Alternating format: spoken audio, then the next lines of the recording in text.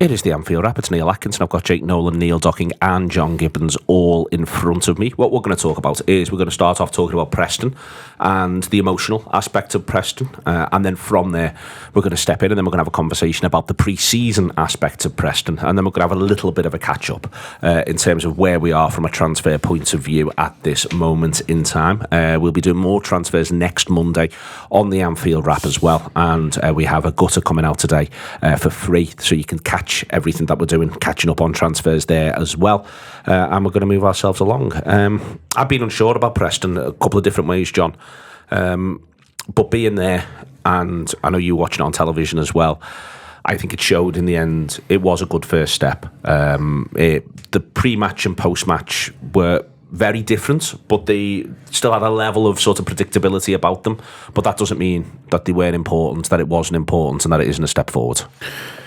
Yeah, a step forward for everyone, and that obviously includes supporters, and even supporters who can't be there just sitting down on your sofa and watching a game of football and watching the Liverpool players are starting to figure out, you know, whether young players have got an opportunity to break through, you know, looking for little signs of things that might change for next season, all that normal stuff that you do as a football fan. It was nice to do. But I think, you know, from watching on telly, and obviously you were there, you know, seeing the fans in the ground, you know, going through a whole range of emotions, really. And I think, you know, letting out all your emotions is a good thing. There was a lot of tears, you know, a lot of people crying in the crowd, but, you know, going through that process, in my opinion, is sort of a positive one, and feeling your feelings, if you like, and being in the ground, and, you know, having those moments where, you know, you're upset, which isn't nice, but you're doing it together, and that together is not just with the people who are stood next to you, but the people on the pitch, like at the end as well. And I thought,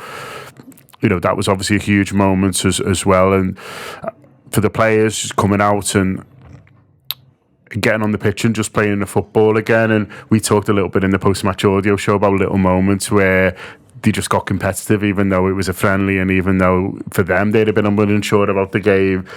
You know, just seeing that natural competitiveness take over was quite nice to see in a few of them as well. And listen, it's always great to see lads in red score goals, and we got 3 of those, and very different goals, but nice goal scorers for the ones who got it. And it is a step forward. It felt like a step forward. I'd like to have been there. I couldn't be for sort of family reasons, really, but looking forward to going out on the tour now. I go out at the weekend, and that was something that I was, you know, similar to you and Preston, sort of unsure about, but I'm looking forward to seeing more of them. I'm looking forward, obviously we haven't seen Florian Wirtz yet, to sort of see him, and it kind of, I don't know if whetting my appetite for the season's quite the right thing, but it got me more, okay, yeah, we were singing champions, well, you were singing champions, and that was good. Let's do that again next pre-season. And that campaign starts on Saturday, and it was an unconventional start, but it was a start.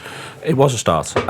It was a first thing, Neil Docking, and there's a lot of first things that will need to happen. You know, we're going to come into each of them as they come all the way through, you know, and they are all different, I'd argue, all the way through until that game against Arsenal. There's that series of first things that are going to clatter, and I think you got to see, John mentioned upsetting the crowd, but you also got to see genuinely if there was any doubt, and I don't think there was after what we saw at Anfield as well, but how genuinely upset, moved, how upset they are, but they've got through the first thing together. Yeah, and together's the word. Together, the players and the fans. I wasn't there yesterday, but I wish I could have been in a way, because I do think it's important to have that moment together and heal together, if heal's the word. I was thinking of the contrast. I'm sure not the only one thinking of the contrast. You know, all the players in front of the fans yesterday, with the scenes at the end of the season and after winning the title, and them standing in front of the Kop celebrating with us together, and then yesterday grieving together. And that's such an intrinsic part of supporting the football club and the love that we share, is that, you know, it's the old sort of cliche, we win together, we lose together. It's not quite the right phrase here, but, you know, we are at one in moments like this. And I think, as you say, when these games come thick and fast, the first game back at Anfield, the first big match. You know, even when we go to play some of our big rivals who may also want to pay respect, there's going to be a lot of people, there has been a lot of people, a lot of clubs, as you said, the football world, if you want to use that for football community, have wanted to come together in this. And Preston were an absolute credit to themselves from top to bottom, the club and their support. And we're all, the only way we're going to get through this is by all of us uniting. And, you know, I found a lot of the last few weeks really overwhelming, and really difficult to know at times how to feel. And it really resonated with me when Slot talked yesterday about you don't think you have to be different to what your emotions tell you. That really struck home with me, because at times it's okay to not know what to think and how to feel. I haven't really been on any shows since Diogo Jota's death of his brother Andre Silva. I found it on the morning that the news broke. I was working, so my initial process of coming to terms with it was literally having to write about it instantly, instantly write a headline, instantly write copy, which I found you go into work mode in moments like that, and my head was so scrambled. And then my wife rang me, and I burst into tears because it was almost like the break from the work. And in the time that's followed, there's been so many ups and downs, and it's been a summer of ups and downs where we had all the joy, all the the triumph of the title win, the celebrations, and then the awful scenes at the end of the parade, and then the following day not knowing really how to feel because your joy was tainted. Should I still be in celebratory mode? But I'm too concerned for the people involved in the awful things that have happened yesterday, and then time moves by and all the excitement around the Vert signing, British record transfer being smashed, all these highs and lows of this summer, and then the worst news imaginable. Sometimes it's okay to just be left feeling almost confused and not quite sure how to express yourself. But I thought it was great yesterday that all those fans that had a ticket that wanted to show their love for Diogo, and the players on the pitch that wanted to pay tribute to him and show their love in their celebrations, and how they reacted afterwards, whether they stood there clapping or crying or even singing along with his song. I think it was a key moment for us all, and I think in the games that follow, I'm hoping that bit by bit it'll become easier and we'll all be able to make more sense of where we are. There's things that happen in football, you forget how monumental, quite literally, football stadia are and away ends are, because we see them in front of them all the time. And the footballers have learned, by the time you come and play for Liverpool, the vast majority of players, unless they're a youngster, Jake, they've played in front of big crowds. You don't just go from playing in front of 10,000 and then play in front of Liverpool. You play in front of big crowds. You're used to it. You've got that experience. But I really wanted the first game back to be at Anfield. Seeing Deepdale yesterday, and Deepdale is, it's a stadium with a lot of history. Preston North End are a football club with a lot of history. But even just seeing those players who I think have looked bigger than the biggest stadiums in the world at the best, suddenly look and feel a bit dwarfed, frankly, by what... And then, so thinking it could have been Anfield for the first game, which, as I say, is what I thought might be the right thing to do. I think it might have just been too much. It could have just been far too overwhelming. The idea of 60,000 in Anfield, the idea of afterwards going to the Kop, it could just have been, because yesterday I was seeing genuine giants of my life, giants of the game, and they just look like little lads who are 10 years younger than me. And normally that's not what they look like. Normally they look like so much more, but that's what all of this has done to them, and that's what this moment was. Yeah, I think that's been something that's came throughout the whole process, obviously, since the tragedy. Is these are normal blokes in a workplace with families, and it's not even just the players. You get to see the familiar faces in and around the squad, the coaches, the social media lot, and they've got to go on with the business as well. And I think everyone would have took comfort and would have been feeling more positive on 90 minutes than I think they would have done in the first minute. I think that's really important. I'll be honest with you, I wasn't ready for it. I kind of watched the game by accident. It's probably a good job considering I was doing this today. But we had something on in the morning with work. We had a shoot on. And then we went to Dovey after it to cap it off with a pint, and it was just kicking off. And then obviously I was hooked in at the start, at the beginning. And I'm normally a pre-season pervert, to be honest with you. I love the kind of seeing the kids, seeing us going to weird and wonderful places. Normally it's a new kit that's coming, all that type of stuff. For obvious reasons, I haven't even really thought about it yet.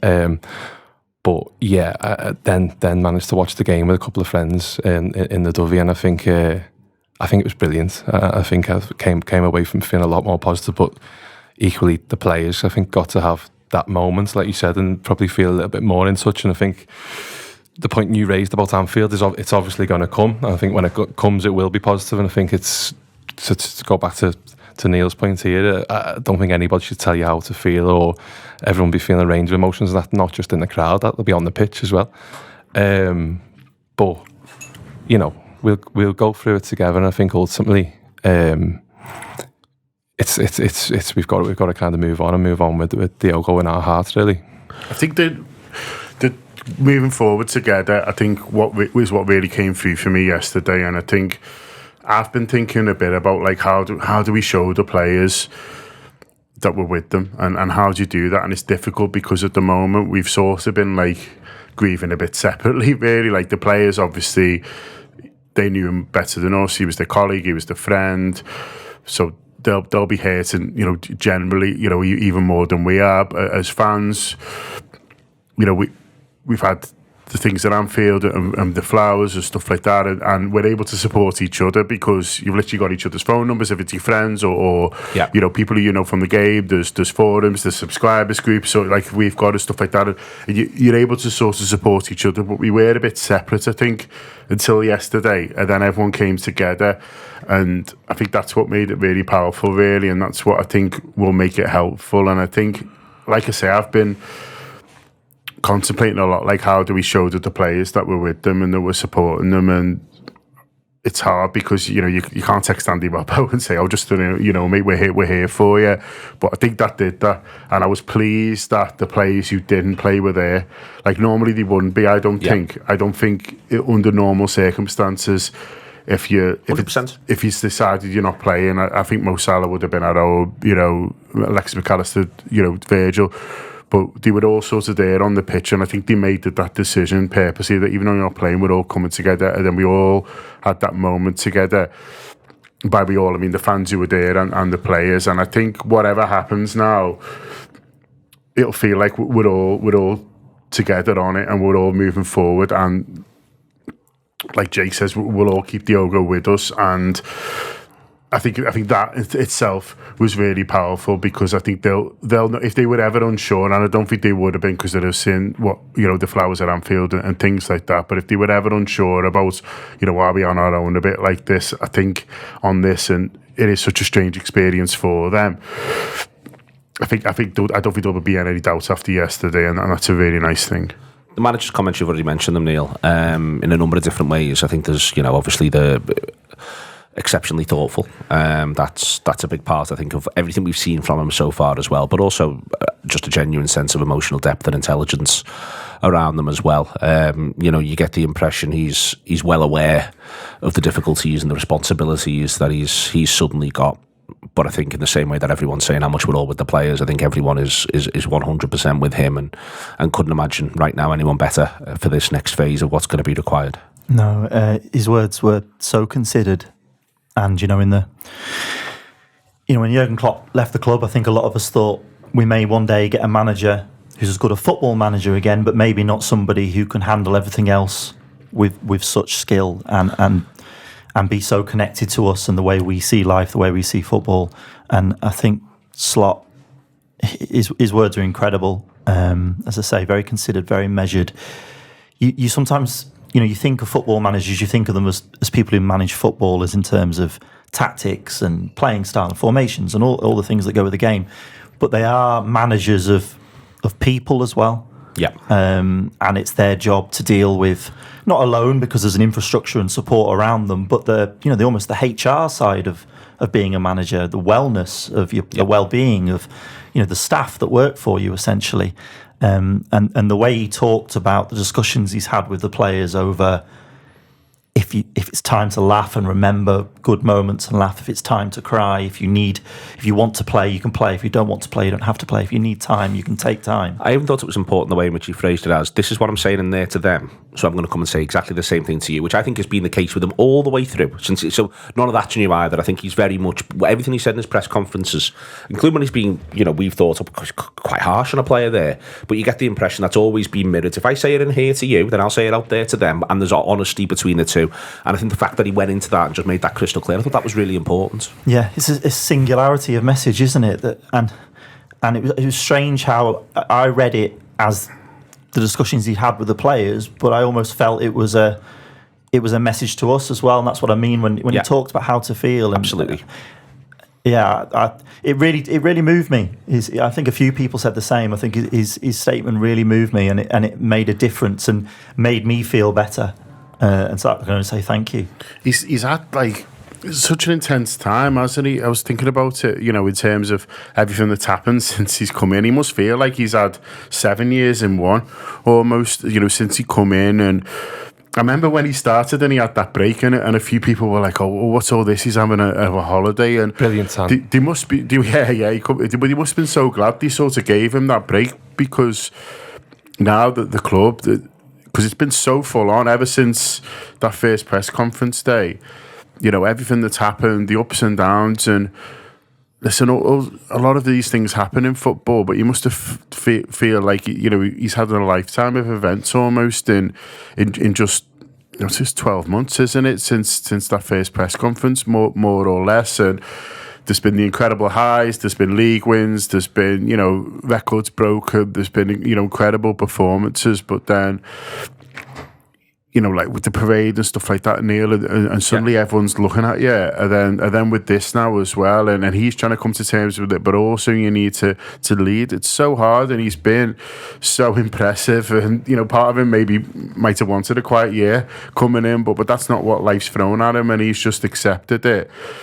Never looked like he's wants to shirk anything, and in fact, I think he's actually grown, and maybe would look back on this period and be maybe surprised in himself and how he did step up and lead.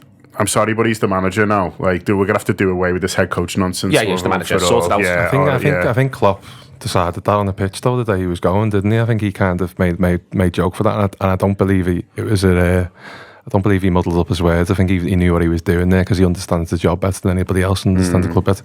And I think it's dead interesting, and I've long suspected, and I think we've had a couple of chats on it, Neil, on and off air and stuff, I think he's more Klopp than what we realised we were getting. A lot was made out at the very beginning that we were getting this stoic, emotionless Dutch guy, and the narrative was the process of why he got the job, because his team resembled something of what a Klopp team looks like. But I wonder whether they took into account how similar this fella's values are, and the way he speaks, and how he kind of he commands a room in a different way, because he hasn't quite got the smile, but he's still got a similar sense of thing. And I think the words that he suggested there, even things like, to look back at now was funny. It wasn't quite funny at the time, but seeing how he acted during the derby at Goodison as well, that could have just been Klopp. You know what I mean? And I think that as time's gone on, I think he's more Jurgen than we thought, and probably Jurgen's more Slot than we thought, in different ways. You know what I mean? And you to be a Liverpool manager,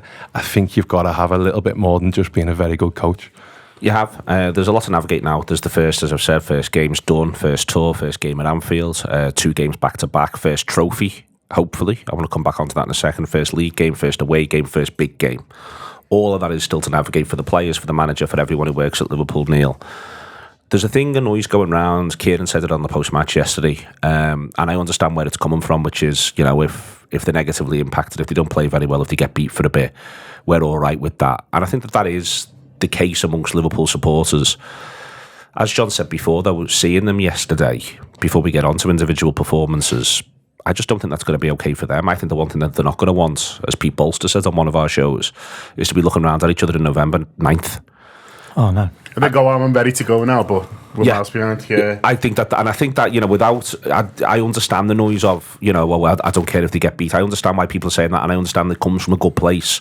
But I just think ultimately they really, really will. I think they really, really, really will. I think they need to feel, I've mentioned those firsts there, and I said first trophy, not first game at Wembley, first trophy. I think they'll want the idea of, no, we lift something up and we dedicate it to him. We get that done. With everything else that we've got to get done. First league game at Anfield, well, it's not just there to say thank you very much to everyone. We've got to win that. Do you know what? I really think that, I think we can do the we all have understanding thing. And I know, as I say, it comes from a good place. I just think that they will feel like they need to be getting results. Yeah, I understand where that comment is coming from as well, or that way of thinking, that no doubt if any of them are struggling, or it appears that they are struggling to produce their best form in the coming weeks, then you're going to be understanding, because what they're going through is so difficult. Only if you've been in that situation could you really know how it feels and understand it. But I do think they'll be channeling these emotions and determined to get one over the line. And yesterday I thought it was interesting, and for all it was a pre-season friendly, a meaningless game, in many ways. Once they conceded and it went to 2-1. They looked really determined to make sure they saw out the victory. Really determined, and I only think that'll be magnified in the games that are coming. These are players who are so professional. They are professional footballers, and they are professional in every sense of the word. And in the same way that, not that it compares, but I was talking earlier about having, when you're working and you're affected by something, and you just have to get your head down and just plough through as best as you can. And I do believe the players will be doing that. And said before about these firsts, Jake, getting themselves, I think, to September and us together, the together part of this is all together getting to September in one piece. What that means, I don't entirely know. I'm not saying it's this many points. I'm not saying it's this many points in the Community Shield. I'm not meaning to do that, but I think everyone feeling as though they get through all the firsts and everything is as close to intact as possible. That the sporting aspect is intact, the emotional aspect is. I've got there's a line here where I think it's going to be an emotional hothouse all the way till then, and then the business of football starts after September, because you've got 2 games a week. The European stuff kicks in, but I just sort of feel as though they've got to find the way to hold themselves together through that, and we've got to support them in it. Yeah, definitely 100%, and very well put. And I think that's go back to what I said before about even just watching it in a pub in a slightly different sort of setting, but seeing people, come by the end of the game, start to kind of enjoy it rather than seeing a spectacle of what's happened. Like I said, I felt a lot more positive about the situation on 90th minute than I did the first yesterday, and I think, we're all bonded by our love for the football club and the story and the narrative that goes through it. And unfortunately, there's been some tragedies in that, but kind of, it's in our song, the end of the storm is a golden sky, isn't it? And I think, ultimately that's what we're all kind of working towards. And I think there will be a little bit of people being in different places at different times. You might need to account for a player missing an odd game here and there, because there's sort of thing. But I think ultimately, at some point, whether it's the right or wrong time to say it now, I think Virgil van Dijk and Mo Salah will be looking at that dressing room and going, lads, we've only got 2 more years left here, and we want to win everything, and we want to do it with Diogo in our hearts, because that's what he would have wanted to do, because he was a fucking monster. So I think at some point that will just kick into action. Hopefully it's this season, it might be next, but who knows, and we'll go on the journey with them. Yeah, they're mega competitive, aren't they? And they want to win, and I've got no doubt about that. And I think when people are talking in that way, I think maybe it's just a general thing of just being more understanding that these are human beings. And so if someone has a bad performance, then why is that? And it could be that they're struggling with this, or it could be sort of anything really. I've seen a few people comment about just maybe just changing the way that they talk about individual footballers anyway, and it being a moment of reflection. And listen, that can change, can't it? That could be something that's in your head 1 month, and then out of it the next. We'll sort of see on that. But I think this idea of wanting the very best for Liverpool and wanting Liverpool to succeed and win every game and win every trophy, which is right and normal and how you are as a football fan, and is completely how they're going to be as well. But also go, well actually, if they are throwing everything into it and it's not quite enough, there could be a million reasons for that, and one of them could be that they've lost a friend and they're struggling with that, or they're struggling with the meaning of it, or something else that they've got going on in their lives, or something that's going on with the body, and they're getting onto the pitch. And that was another thing with Diogo. You're looking at it now and thinking, well, the travel he was doing was because he was trying to sort out this injury that had basically been bothering with him, and it doesn't sound like the nicest thing that he's been playing with sort of all this time. And so it makes me think of the times when I was like, we're not getting enough out of Jota or whatever, or Jota's not quite giving enough. It sounds like he was struggling to breathe, do you know what I mean, on the football pitch. And so it's remembering all these things that these lads, these lads, 99% of them, and the ones that we've gotten that at Liverpool for a reason, will throw everything that they can at winning. So and we want that as well, and so it's not wanting it less, it's just being a little bit more mindful if it doesn't quite happen, that it's almost certainly not because they're not trying, and it's definitely not because they're shit. Onto the game then. By standards of pre-season games, Jake, you've outed yourself now as a man who's committed to pre-season, so we'll roll with it.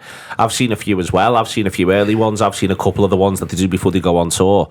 No messing around. I thought it was really solid, good performances. But I thought both sets of players actually played pretty well over the course of the game. And the shape they're in is, I find it almost mind-boggling. There's a couple there that look sharper to me than they did in May.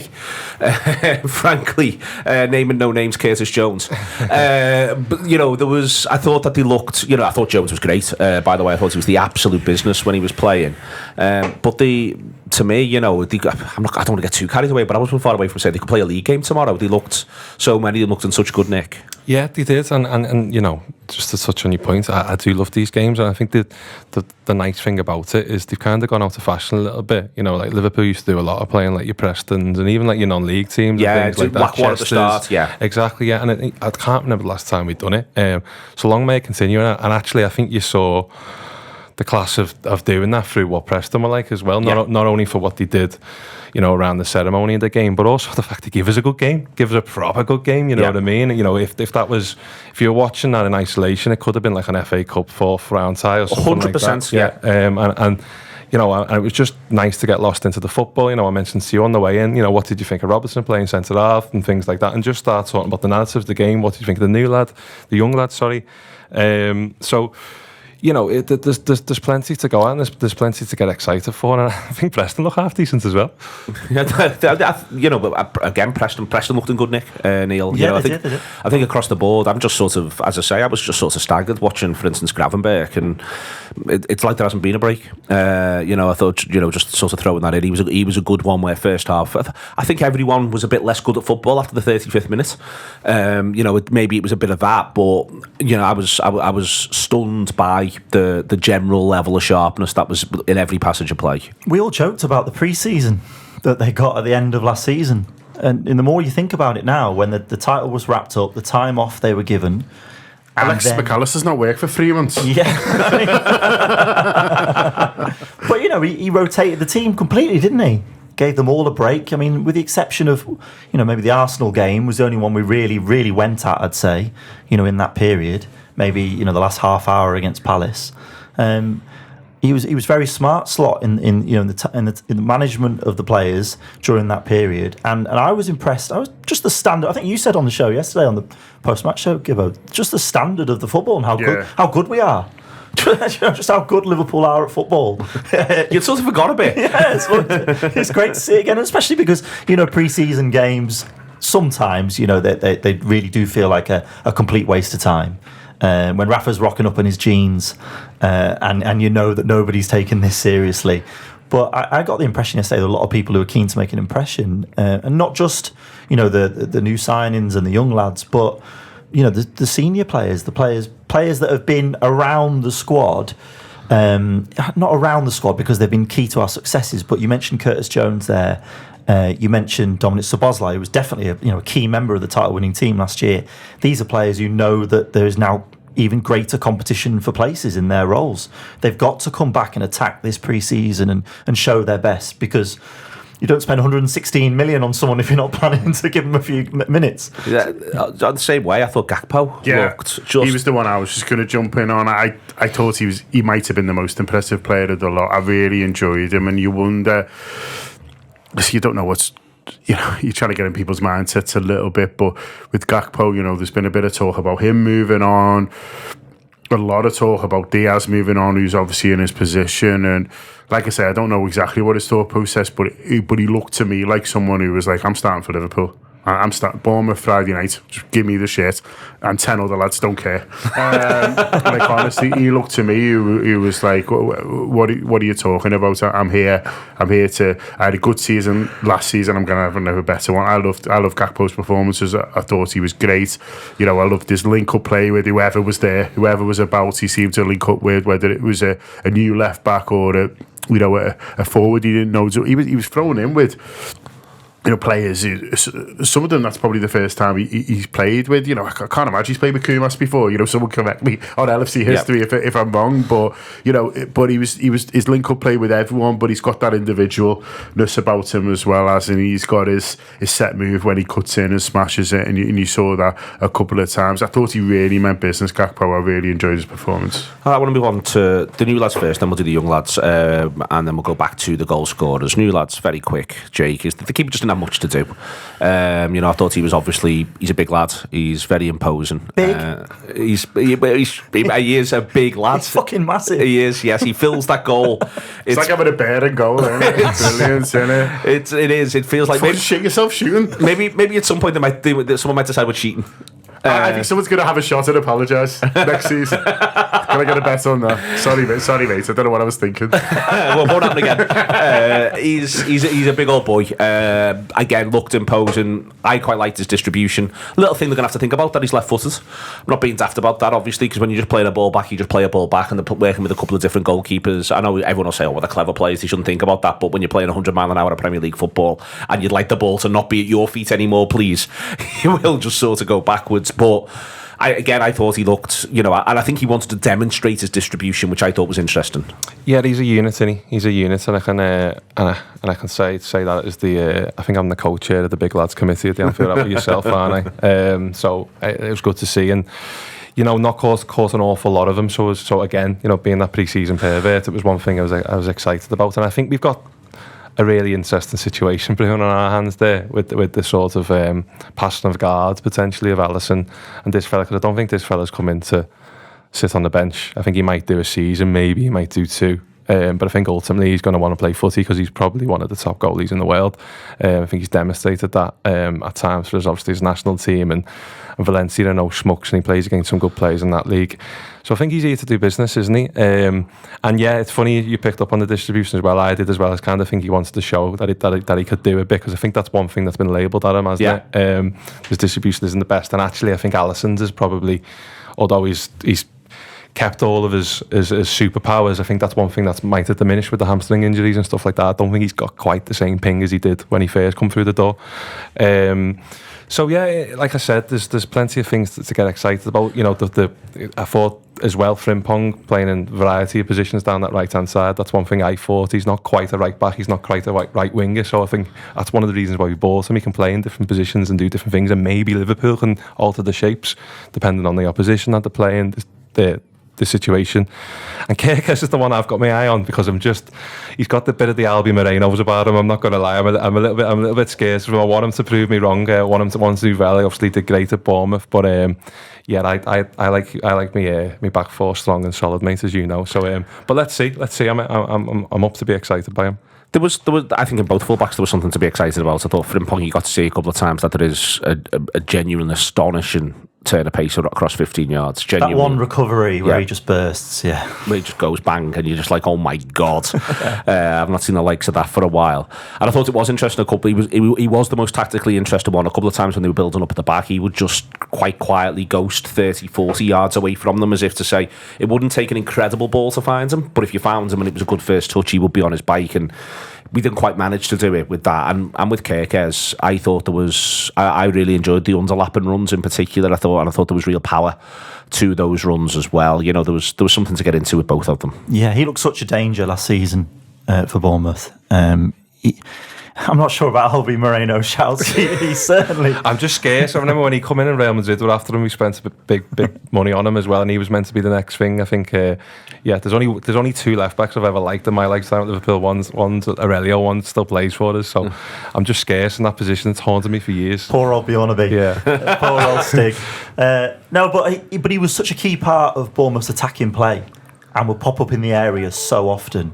So his movement's there to see as well, and he's obviously no slouch. He's incredibly quick too. I love the fact that both fullbacks just seem such big characters.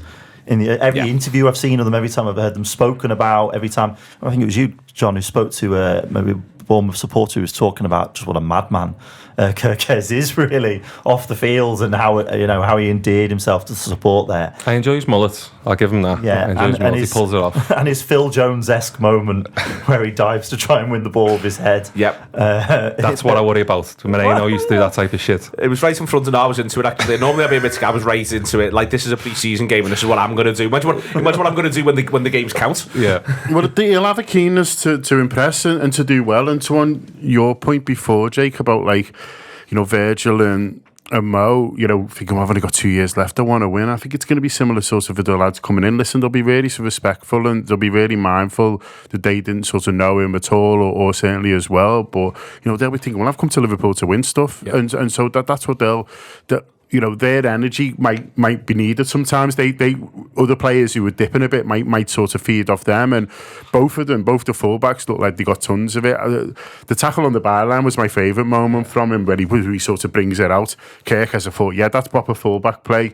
Yeah. We can tell he's a good athlete. You can tell he's a good footballer, and I think he's where I don't really agree with the Moreno and Risa stuff is that how he whips a ball is very different to what they had in the locker. They were all up and down and hit it, could strike a ball, but the way he curls it round with his instep, I think is another level technically to what those boys had in the locker. But I love that tackle and bring it out, because it just shows, like you talk about wanting a solid backline, and I think you are in that team to defend first and foremost, unless you're someone like Trent, who was a real sort of once in a lifetime.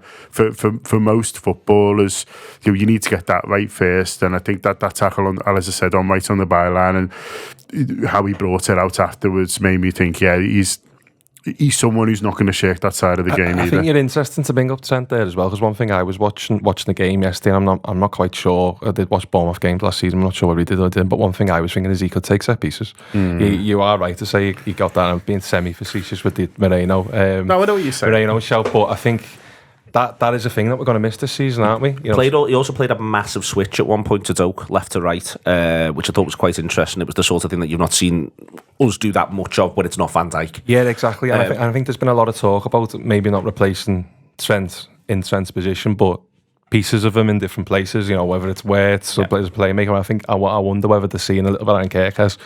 Yeah, really do. It was a massive ball. It was a cracker all the way out to him. Let's talk about Doak before I get on to Rio and Gamower and Trey Naoni. Neil, he's a fascinating footballer. There's times when I just think he looks like he's capable of everything, and then there's times where the first touch just deserts him, and not in a way that's usual amongst attacking players either. There's no rhyme or reason to it. It doesn't feel to me, and even in the bit that leads up to the Gakpo goal, he fluffs his lines 2 minutes earlier, and then is there as part of that. He's a fascinating young player, because you get the impression that if he improves on some of the more straightforward stuff, 50%. And then he's got the other stuff in his locker. You can see exactly why. Listen, I suspect he won't finish this window still being at Liverpool, but you can see why we might regret that in years to come. Yeah, there's so much interest around him. It would point towards him leaving, that there's been so many clubs. Well, you can see why there's so much interest. Yeah, because he's so explosive. Yeah. In moments he's so explosive that, there was a moment yesterday where he just lets the ball run into touch, where it just, totally just loses track of it, goes into touch. As you say, he's lost the ball in the build-up to the third goal, but then he's instantly in there to win it back. Little burst of pace, good ball across the box. At international level, considering his age, he's become a key player already for Scotland. He's someone they look to make things happen and to win them football matches. And that's why I think there's so much interest in him, because he looks to me like a match winner. Yeah. And I do feel that he could be a match winner for us off the bench. if we did want to use him that way, if we wanted to use him as an impact, as somebody who can throw on for 10 minutes at the end of games, perhaps he could have use for us in this squad. But the issue then would be that he probably wouldn't get the chance or the time that he needs to iron out these issues in his game and to develop into the fully rounded player that he wants to be. It's disappointing for him last season that, from what I gather, he made quite a lot of progress and was impressing, and then suffered an injury that ruled him out for a long time. Yeah, they loved him at Middlesbrough. They loved him. He was getting them off. We spoke to Dan Gray on things, and he was like, as soon as he picks it up, everyone's off the seat. If he's got the ball under control, everyone's up. What's he going to do here? My thinking is that if Liverpool don't think the price is right and the offer doesn't come in at the level that we think it should, then maybe another loan is the solution for this coming season. As you say, I don't think we should be looking to cash in and just get what we can for this player, because I do think that the abilities that he possesses are highly sought after in football, and they come with a price, they come with a premium. Got AFCON as well, haven't we? Which is of a certain interest in his position, I would suggest. It is a real shame on the injury, because I think you could see how much he benefited from the loan. I think he looks a much better all-round footballer than he did a year ago. I think he was exciting then, and he was explosive, and he had all those attributes. But, you know, it was the decision-making around the box, it was the final ball, it was all the kind of things that come with, you know, experience, really. And he looked like... And that's why you send these players out on loan, no matter what the position is to pick up the little tricks of becoming an effective footballer. He looked a much more effective footballer to me, and you know, we've got to remember, you know, that's probably his first game of football since January. You know, it's January, so he's got injured. Yeah. So I think when he's letting odd ones go under his foot and stuff like that, I think we do need to remember that that's his first game in a long time. But you just think a bit, what if with that injury? Because I think if he hadn't got injured, I think Middlesbrough make the playoffs, so then maybe they win them. I think I watched quite a bit of the Championship last season, and you know, last January, if you'd have said he was going to go up Middlesbrough or Sunderland, you know, Sunderland had a really strong start and then sort of fell away a little bit, and then, you know, it could easily, sliding doors moment, have been Middlesbrough, you know, winning that sort of playoff final if Ben Doak would have stayed fit, you know. So I think they finished 4 points, you know, off it in the end. They were still in it last day. Yeah. Where was he playing for Middlesbrough? Right wing, yeah. Because I think he's a little bit of a throwback when I watch him. I think if he was playing sort of 10, 15 years ago in a 4-4-2, would he be one of the two strikers or would he be one of the wingers? Because he goes on the outside quite a lot, doesn't he? Do you know what I mean?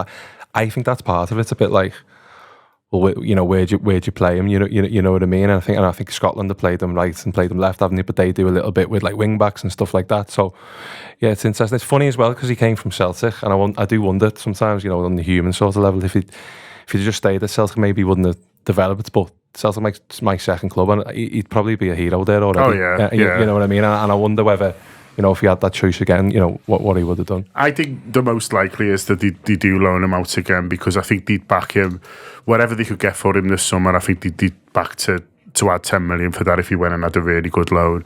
You know, is that the Championship? Is it Middlesbrough again? You know, he obviously feels comfortable there, or is it a lower Premier League club where it's a higher standard but might be a little bit tricky for him to show exactly what it's got, or maybe it'll be good for him. I don't know. That feels like the most likely scenario to me, but I really enjoyed this. You can't not enjoy watching him, can you? I mean, like you say, we spoke to Dan a lot last year, and he was a bit like, I can't believe I get to go and watch him. Yeah. Do you know what I mean? Like some of the crap I've had to watch over the last few years. And now I've got this fella who's just like a one-man fireworks display. Basically, he's just like, get on this. He is so much fun to watch, isn't he? And so yeah, he belongs on football pitches and not watching stands. All right, John, I want to come on and talk about Rio. I thought it was a really impressive performance. Only 45 minutes, but you could see also there was a gravitational pull of him on the pitch. You know, Preston are suddenly, they go from one man up against him to two, and then suddenly there's a third who's on watch because we're not quite sure what he's going to do, and then we've got to react if he manages to get beyond those three. I thought it was quite the statement performance insofar as you can have one in a pre-season game. I feel as though he managed to nail it. Yeah, it's the confidence of the boy, I think, that really impresses me, because you'll need that.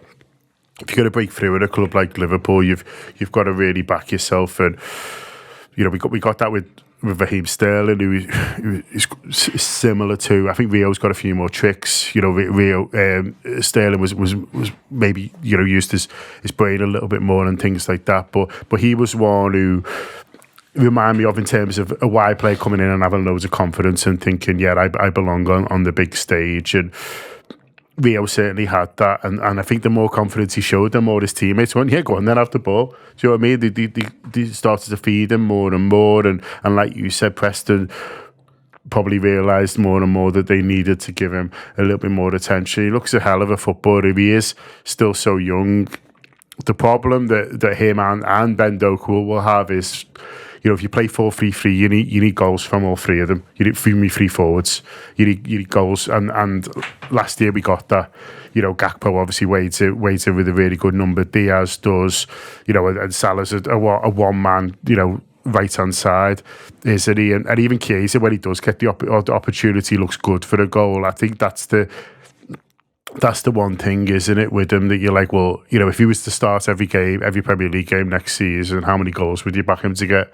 I think that's where you'd be a little bit unsure, because it can't be 5 or 6, unfortunately, because especially with the number 9 question marks that have been going on for a while as well. I think that's the only thing where for him and Doak, they need to be sort of answering that sooner rather than later. But he can't have done much more. I thought he was absolutely, you know, electric. The fact that we're even talking about Rio, though, as someone, you know, how would he perform in the Premier League if he was playing every week? He's 16. Yeah. You know, 17 in a few weeks. You know, I guess at this stage, if you only see odd glimpses of his talent, that's probably more than enough for his development and what the manager would be expecting from him now. But you certainly got a taster yesterday of what the future could look like. His feet were so quick.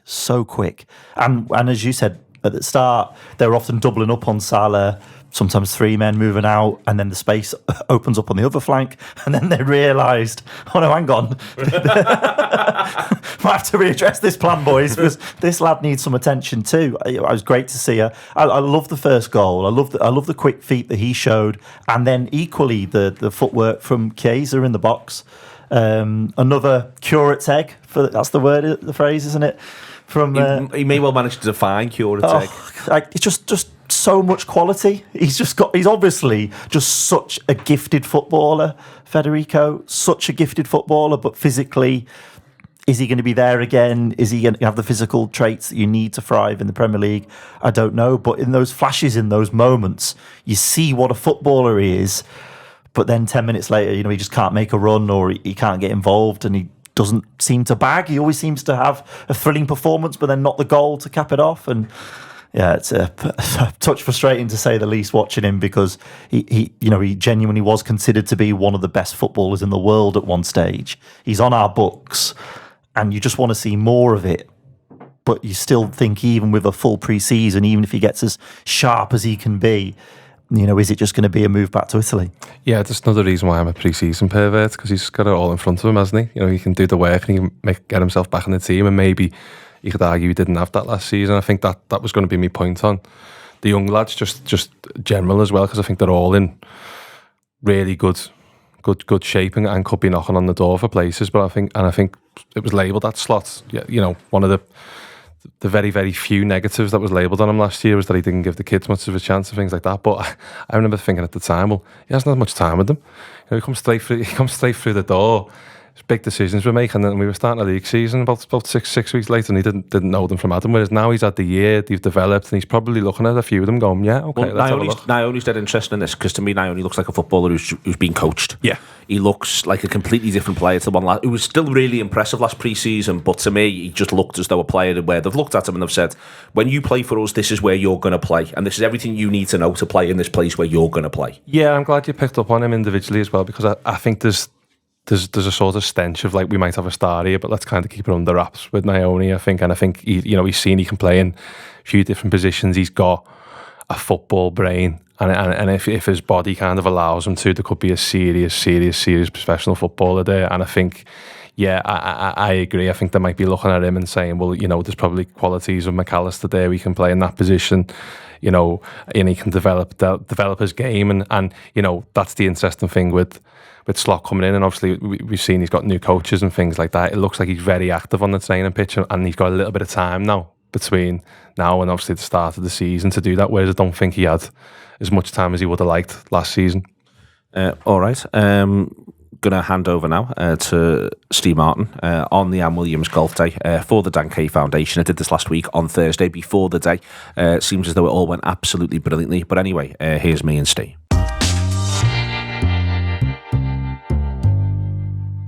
Hello, joined by Steve Martin of the Anne Williams Golf Day. Year in, year out, the Anne Williams Golf Day now exists to first and foremost have a very good day and play a game of golf. But more importantly, it's worked with a number of charities down the years. We've been talking to Steve about them for many a year now. This year, though, is one that will be close to a lot of people who love the Anfield Wrap, who love football in this city, who have understood the way the fabric of this city has worked in so many ways for many a year. Because this year, you're raising money for the Dan Kay Foundation. Yes, Neil, that's right. It wasn't really a conversation between the organisers. It was a unanimous decision.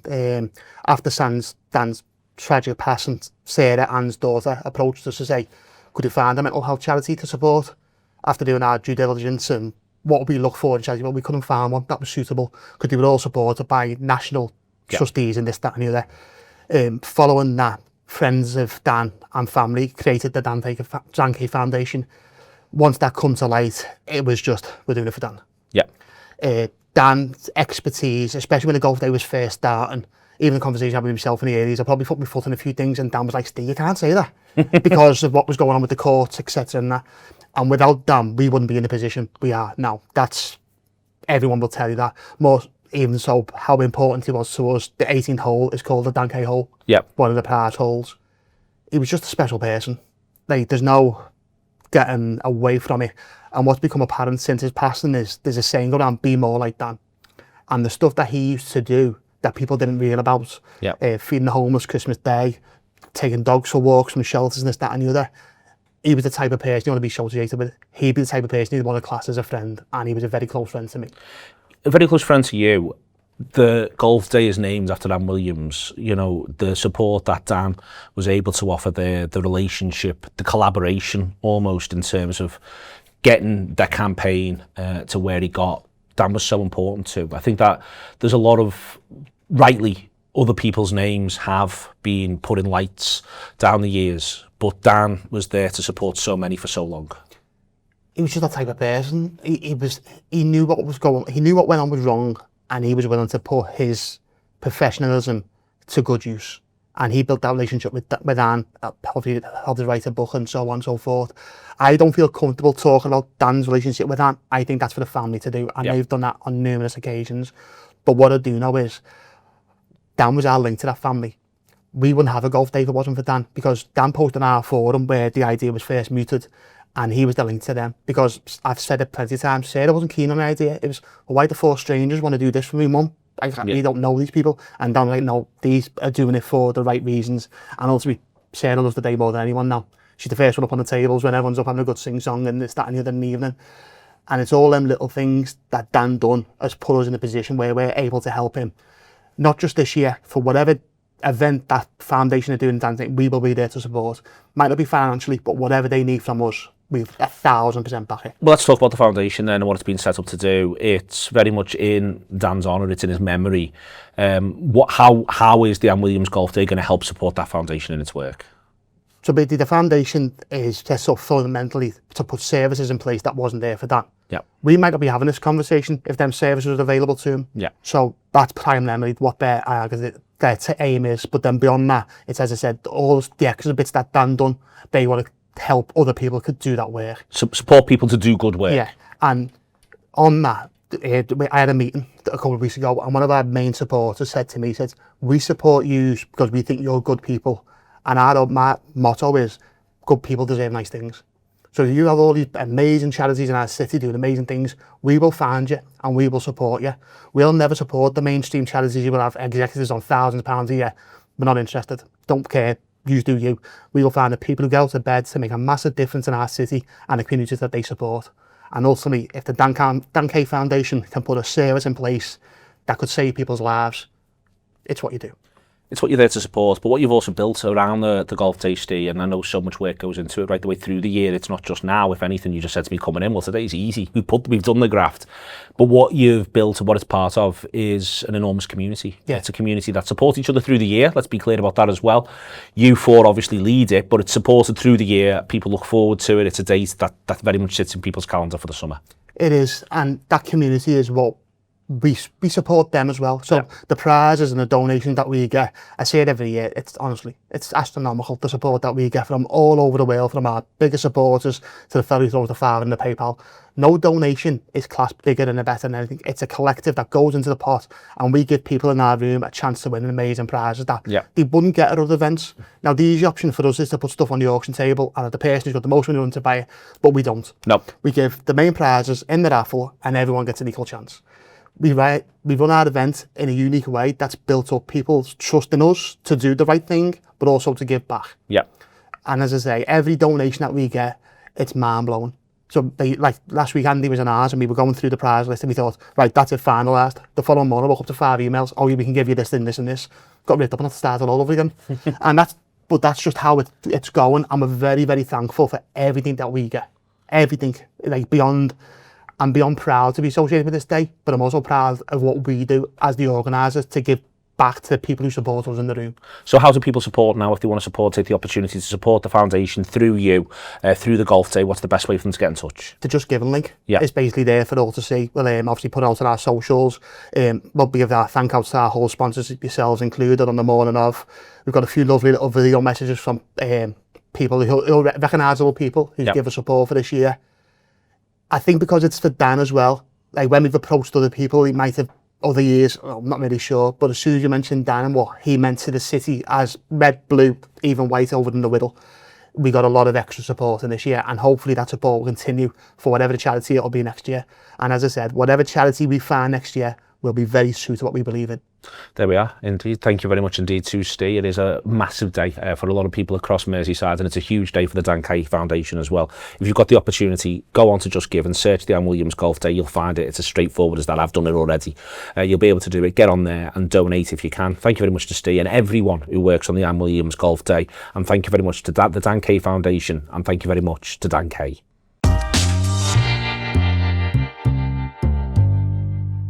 Great stuff from Steve there. Thank you very much. And I'm glad a lot of money was raised for the Dan Kay Foundation, and you can still donate via the Just Giving page for the Anne Williams Golf Day to the Dan Kay Foundation and go from there. John, you mentioned before you're heading out on tour.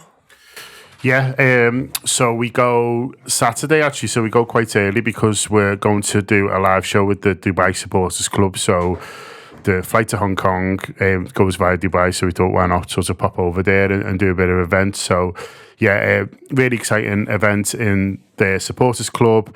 All the details on our social club. It's a Sunday afternoon thing. I gather brunch Sundays is a thing in Dubes. Goes off. He does it, yeah. So Jake knows, do you know what I mean? He's a worldly fella. I've got Instagram. We're all going to mate who's out there, estate agents, doing bits. QS. Brunching their heads off. So it's a Sunday afternoon. It's in their support. Well, the bar that they meet all the time. It's completely free, but if you could look out for the ticket links, we'll try and put one in the blurb for this as well, just so they can know how many people to expect there. But they've got a Premier League trophy, and we're doing little bits from there, which I'm really looking forward to. And then, out in Hong Kong and in Japan as well, so in Tokyo. So really looking forward to the games, to meeting people. We're not doing any of our own live shows this time, but we will be about, and I'm sure we'll be trying to explore the local culture and things like that, and bars and things and stuff. So yeah, we'll be off for a pint is basically what I'm saying. So shock. So slide into my DMs. It's another tough week in work, Leo. Uncle Albert face, big one for that there as it goes on all the way through. Mentioned before about wanting to talk. John's talked about Gakpo briefly. I want to just sort of touch on Darwin. Jake.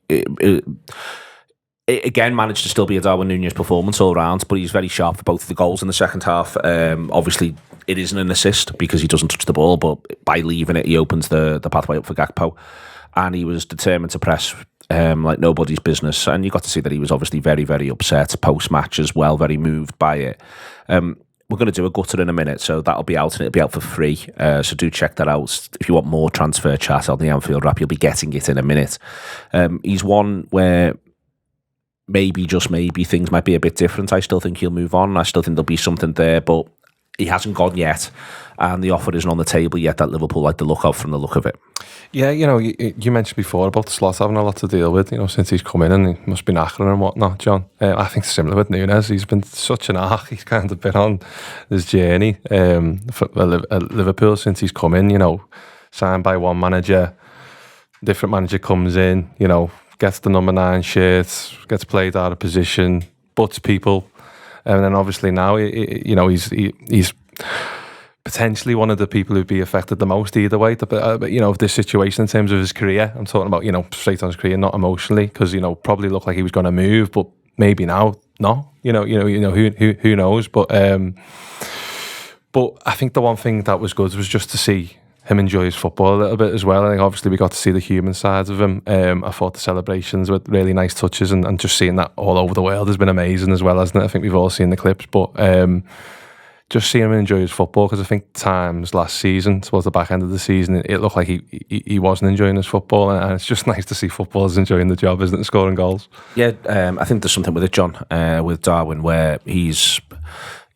I think, as I say, I still think he'll be moving on at the end of at some point during this window. But I think he's one where we know what Liverpool are like. If they don't get an offer that they like, they very, very, very rarely seem to compromise. And I think that it'll be interesting to see what happens as and when the next offer comes and who it comes from, if indeed it does.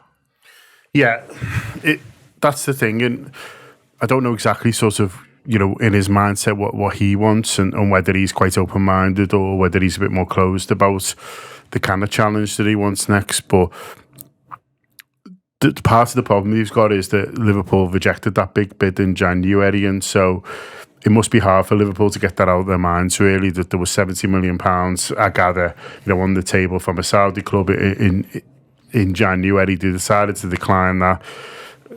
I think they were right to do so. Brentford comes after that, doesn't it? And it has a huge impact. So although by the end he's probably frustrated, thinking, well, I could be playing football and I'm not starting games, I think you understand why Liverpool were to do that. But that bid will be there as a marker now. And I think, well, someone was willing to pay that in January, then that's what we want now. But there's only so many clubs who've got that amount of money. And, Napoli really wanted him, but, I've got Lukaku, who's just sort of won the league up there for him. So how much are you willing to spend on a second forward who does need a little bit of work, who is a bit rough around the edges, but has got sort of certain qualities? I'm maybe a little bit surprised that there's not a bit more Premier League interest. But that's not for me to say that who these players are signing. But when I see some of the fees being knocked about for some forwards from Europe, like the one who's going to Arsenal at 27, you think, well, I mean, that's a risk, So I'm not saying Arsenal should buy Darwin Nunez. I'm just saying for some of these clubs who are in the market for a forward and are prepared to take a bit of a risk on someone replicating that in the Premier League, is Darwin potential for them? I think Liverpool will feel it early as well, and Liverpool will feel, well, maybe towards the end of the window, as people start panicking and think, well, we haven't got a number 9, and that Darwin Nunez has his price. Will they go for it then? Liverpool would obviously need time to get in what they would want to do, but I think we'll probably look to do business anyway if they can, and if it's right. So there is a lot of question marks, but I think Liverpool, especially with the fact that they were, not even halfway through July, will back themselves to keep the cool. Like that's what they've done. They'll always do that. Yeah, that's what they'll always do. We'll keep the cool on it. I think although it's not ideal to go right to the wire on this one, there's a lot of time before we even get close to the wire, and so yeah, I think they'll be fairly relaxed. This isn't a player that we want to get shut of, and we're going to let him go on the cheap. It might be a player that if the right offer comes in, we'll move on. But I don't think. I think perhaps some supporters thought he could be like a bargain departure, as if we just want to like wash our hands of him. And I just don't see it that way. I don't think that's the value of the footballer. Talk about, Arsenal might not have gone for him. I think Arsenal could do a lot worse than have signed him. It's also not what Liverpool do. No, it genuinely isn't. But this is a player who one of the best managers in world football, Jurgen Klopp, thought so highly of, and was willing to reshape our attack to accommodate when he first came in. For all his frustrations, he produced in terms of a volume of chances and in terms of goals and assists. The season before last, he gets 31 goals and assists in all competitions for the Reds. And that's bearing in mind that from February onwards, he barely scores a goal or contributes when his form and the form of the team in that title race fell off, drastically. He had a bit of an injury as well. And he got injured, yeah. But he contributed 31 goals and assists before that point. Like, that has a worth. Even if he struggled last year to get game time, and I don't want anyone thinking he doesn't frustrate me, because he frustrates me just as much as the next man on the cop shouting Darwin, when he's made a baffling decision. But he also has a lot of ability, a lot of qualities. I'll always believe in his fundamental ability and his fundamental traits, that is pace, his strength. What frustrated me last season is it got to a point where you weren't watching Darwin Nunez anymore. You were watching a pale imitation of what Nunez could be, because when he's 100% himself, when he's firing off shots, when he's involved in every moment of the game, he can be an unstoppable force. And what was disappointing last season is that he almost shrunk into his shell at times. It may be that because of events, as we've already discussed in this show, obviously, it may be that because of circumstance, he does end up staying at the football club. And in which case, then I would expect the manager to find a way to use him, if not, as a regular at first. But he could work his way back into things. It's hard to tell at this stage, but he definitely does have something to offer. And yesterday, the scenes when he scored the goal, as a person. As a person, for all his flaws as a player, I will always have a lot of love for Darwin Nunez and the goals he scored for Liverpool, the joy he's brought me, the trophies he's been a part of, running down the steps and hurdling the barrier at Wembley, the moments, the last minute winners than anyone in our history, I think it is. More goals post-90 that have clinched games for the Reds. That there is a footballer there, and that footballer still has a worth, and it's not 40 million cut your losses, 45 million cut your losses. I just don't think that's the fee that we should be accepting for him. I think if there's ever a footballer though who was designed for Napoli, it's Darwin Nunez, isn't it? And I think, I understand what you're saying, and I completely agree. I mean, I'm in the Liverpool business, but part of me as a football fan just really wants to see him play for Napoli, because I just think you might take it like a duck to water. I'd take John's point with Lukaku and stuff like that, but you can just see it, can't you? And the fans loving him, and I've got no doubt he'd bag 30 goals a season for them. I really don't, because I think he would for most of the teams, just not Liverpool. All right, more on that. As I said before, we're going to be doing a gutter. It'll be out today, so pretty much hot off the heels of that. So thank you very much in the meantime to Jake and Neil, who will be hanging on to do that with me. John Gibbons, not. Other things to do than talk about transfers. He's got to vacate the space for Mr. Phil Blundell to come and join us and be part of that as well. Absolutely. He's right, John. I done all his own way for too long. I done all his own way for too long. Very good, Neil. Excellent stuff. Thank you very much for Paddy for looking after the images. Andy for looking after the audio. It's been the business. It is not normal service resumed, but it is a first step forward. See you later.